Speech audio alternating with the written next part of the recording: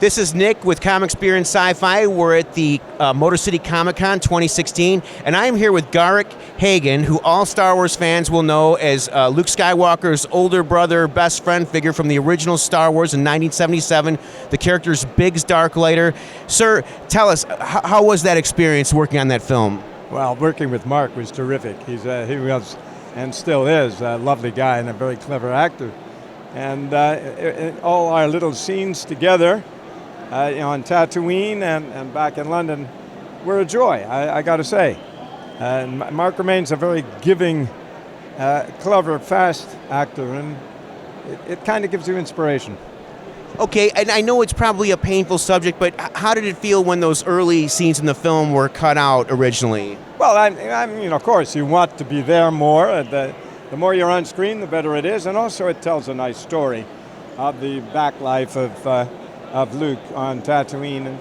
And, of course, we miss it because we know it's there and it's not visible. But, in fact, there should be an Anchorhead fan club because so many people have come up to me here and elsewhere asking, why is the scene cut and why can't we see it? And I say, look, you can see it if you want to. And they love it.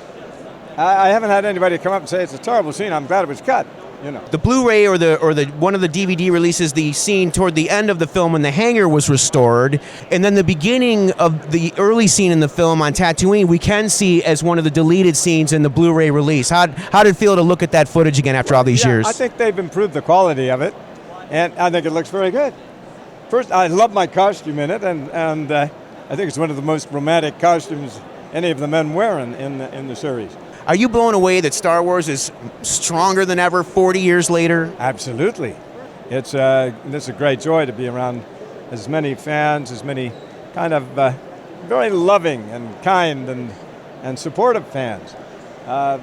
Certainly something we never envisaged when we were doing the picture.